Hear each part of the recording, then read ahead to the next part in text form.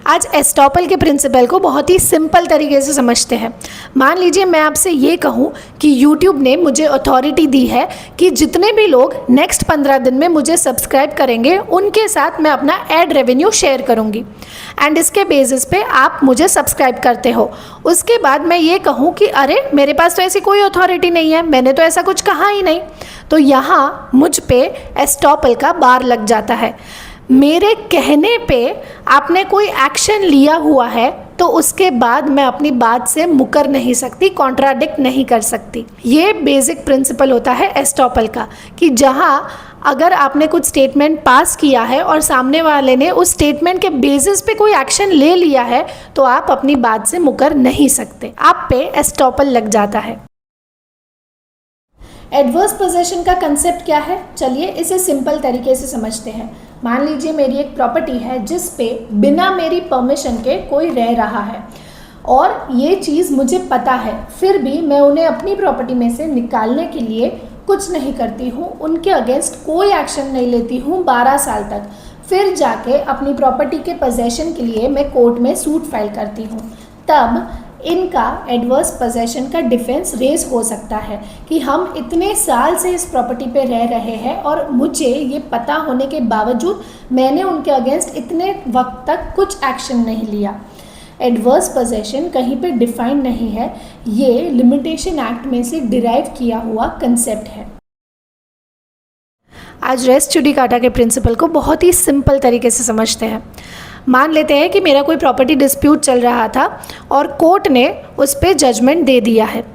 अब मैं या सामने वाली पार्टी कोई भी सेम प्रॉपर्टी को लेके, सेम इश्यूज़ को लेके, सेम पार्टीज़ को लेके वापस से केस फाइल नहीं कर सकती।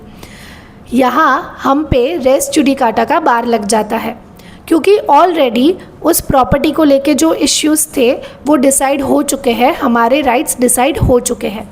जैसे क्रिमिनल में डबल जेप्रेडी का प्रिंसिपल होता है, वैसे ही कुछ सिमिलरली सिविल डिस्प्यूट्स में रेस जुडिकाटा का प्रिंसिपल होता है। ये दिया गया है सीपीसी के सेक्शन 11 के अंदर। हालांकि ये प्रिंसिपल समझना जितना आसान था उतना आसान उसका एप्लीकेशन नहीं होता।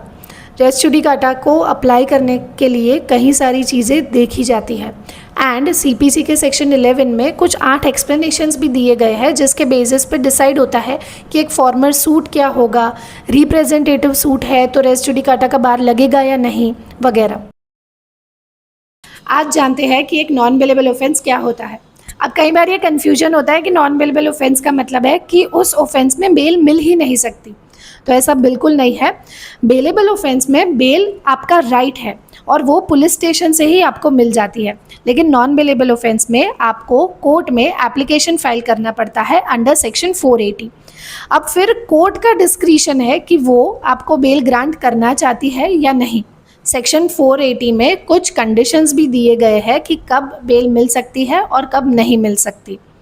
इसके अलावा अब ये कैसे पता करें कि कौन सा ऑफेंस बेलेबल है और कौन सा नॉन बेलेबल, तो बीएनएसएस के सेक्शन 21C में बेलेबल ऑफेंसेस कौन से हैं इसके बारे में बात की है कि बीएनएसएस के फर्स्ट शेड्यूल में जितने ऑफेंसेस दिए हैं वो बेलेबल ऑफेंस है एंड उसके अलावा जितने भी ऑफेंसेस है वो नॉन बेलेबल ऑफेंस है।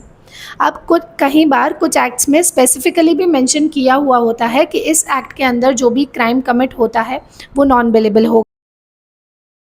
एंटीसिपेटरी बेल, अग्रिम जमानत क्या होता है? एंटीसिपेटरी बेल का सिंपल मतलब है कि मुझे ऐसा लग रहा है कि शायद पुलिस किसी नॉन बेलेबल केस में मुझे आके अरेस्ट कर सकती है, तो मैं एडवांस में ही सेशंस कोर्ट या हाई कोर्ट में जाके अपनी बेल की मांग करती हूँ, उसे कहा जाता है एंटीसिपेटरी बेल। यहाँ 2 चीज़ें सबसे महत्वपूर्ण है।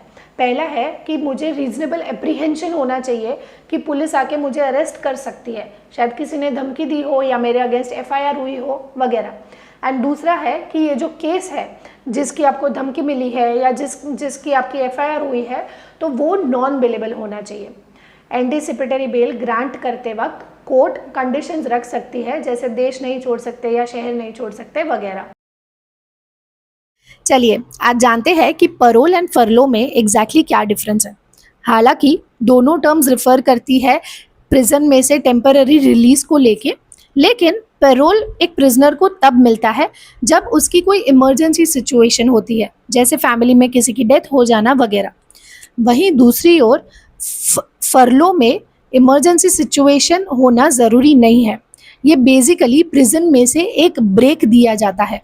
अगर किसी प्रिजनर का गुड बिहेवियर है तो वो फरलो के लिए अप्लाई कर सकते हैं।